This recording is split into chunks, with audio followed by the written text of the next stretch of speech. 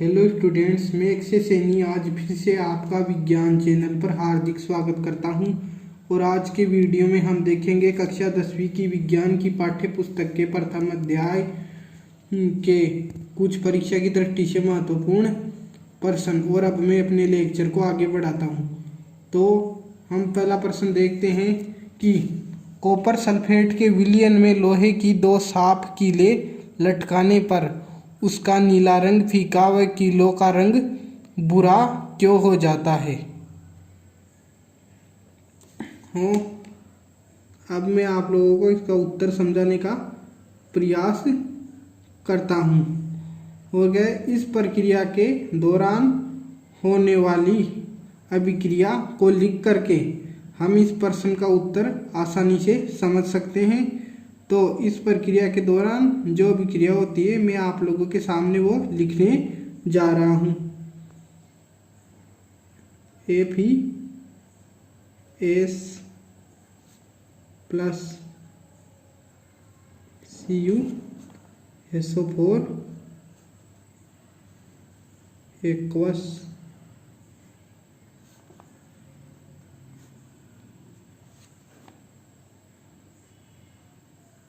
FeSO4 aqueous plus CuS।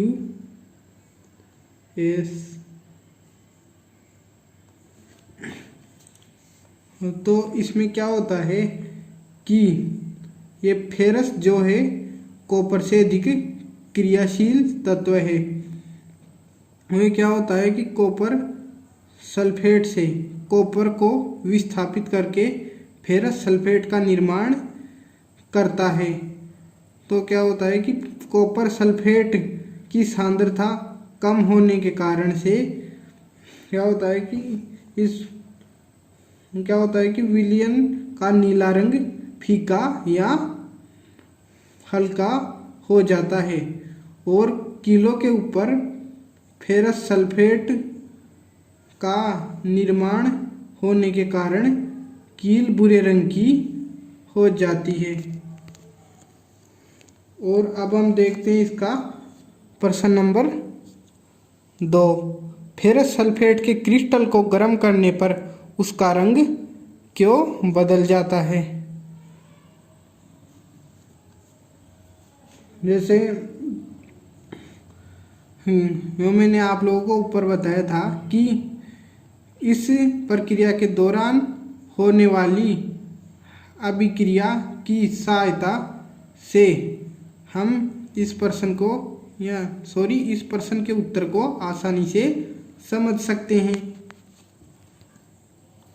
तो मैं आप लोगों के सामने इस प्रक्रिया के दौरान जो अभिक्रिया होती है मैं लिखने जा रहा हूँ। FeSO4 7H2O। तो ये क्या है, फेरस सल्फेट का क्रिस्टल। और हम इसको क्या करते हैं, गरम, तो ये क्या है, टूट जाता है। FeSO4 plus 7H2O। और अब मैं आप लोगों को इसका उत्तर समझाता हूँ। और फेरस सल्फेट के क्रिस्टल का रंग कैसा होता है, हरा या नीला हरा।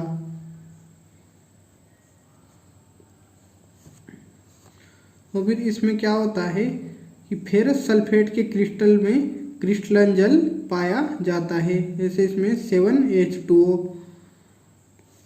और फिर क्या होता है कि फेरस सल्फेट के क्रिस्टल को हम परख नली में लेकर जब हम गर्म करते हैं, ये जो मैंने निशान लगाया है ऊपर, ये क्या है, गर्म करने का। जब हम गर्म करते हैं तो फिर क्या होता है, फेरस सल्फेट का क्रिस्टल क्या होता है, टूट जाता है और जल निकल जाता है इसमें से। तो फिर क्या होता है कि फेरस सल्फेट के क्रिस्टल का रंग हरे या नीले हरे से कैसा हो जाता है, श्वेत या भूरा, श्वेत या भूरा हो जाता है।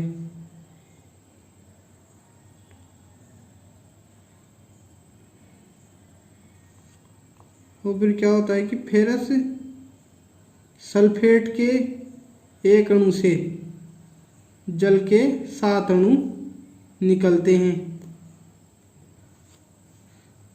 तो फिर और अब हम देखते हैं इसका प्रश्न नंबर 3।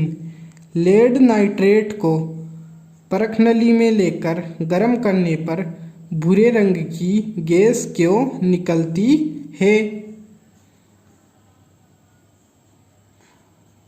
और अब हम देखते हैं इसका उत्तर नंबर 3। और मैं इस प्रक्रिया से रिलेटेड एक अभिक्रिया लिखता हूँ आप लोगों के सामने। 2PbNO3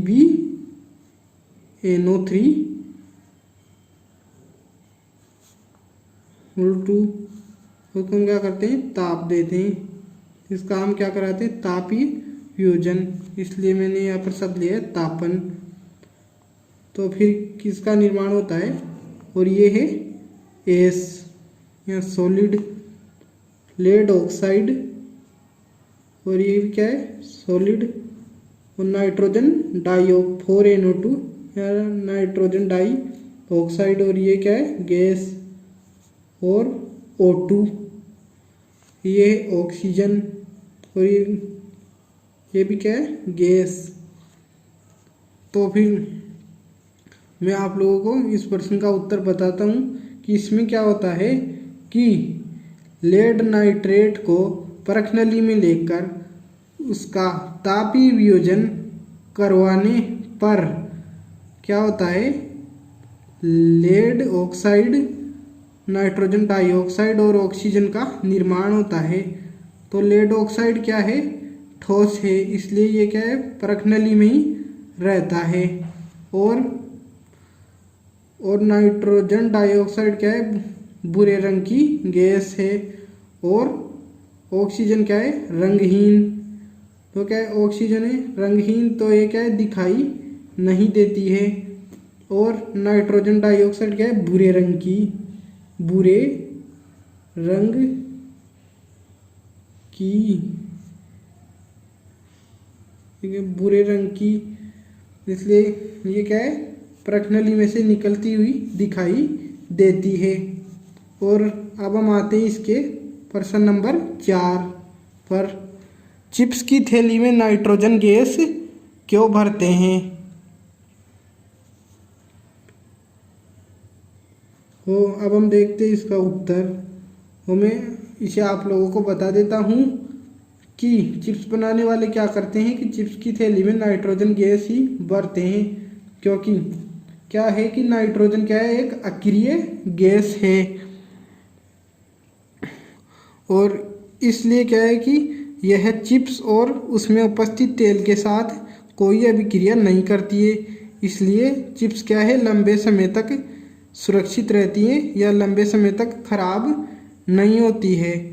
और फिर क्या होता है कि इसमें अगर ऑक्सीजन गैस भर दी जाए या ऑक्सीजन गैस की उपस्थिति में चिप्स क्या होती है विकृत गंदी हो जाती है, और यहाँ चिप्स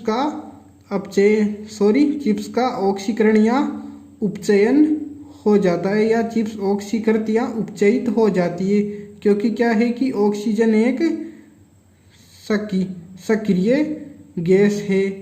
इसलिए हम इसमें क्या करते हैं, इसलिए क्या है कि इसमें चिप्स बनाने वाले क्या करते हैं कि नाइट्रोजन गैस ही भर देते हैं, क्योंकि क्या होता है कि इससे चिप्स उपचयित या ऑक्सीकृत नहीं होती है, या चिप्स का ऑक्सीकरण या उपचयन नहीं होता है।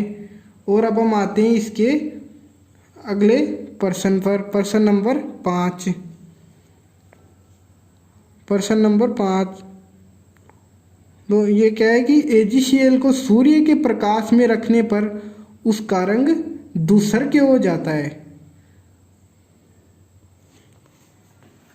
वो क्या होता है कि मैं इस प्रक्रिया से रिलेटेड जो अभिक्रिया है मैं आप लोगों के सामने लिखता हूँ। वो क्या है AgCl या सिल्वर क्लोराइड, और ये क्या है सॉलिड, और हम इसे किस में रखते हैं सूर्य के प्रकाश में या सनलाइट, इसको इंग्लिश में सनलाइट बोलते हैं, सूर्य का प्रकाश।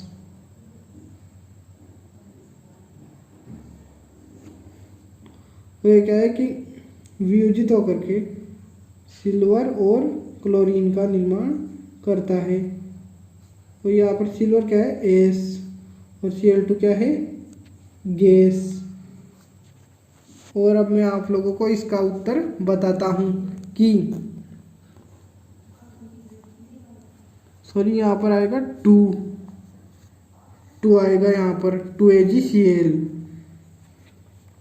तो फिर इसमें क्या होता है कि वैसे सिल्वर क्लोराइड क्या है श्वेत रंग का होता है। तो हम क्या करते हैं कि सिल्वर क्लोराइड को एक चाइना डिश में लेकर के सूर्य के प्रकाश में रखते हैं, तो क्या होता है इसका प्रकाशीय वियोजन या प्रकाशीय अपघटन हो जाता है, जिससे क्या है कि Ag या सिल्वर और Cl2 और क्लोरीन गैस का निर्माण होता है। और Ag का रंग कैसा होता है धूसर, इसलिए यह AgCl कैसा हो जाता है धूसर रंग का हो जाता है।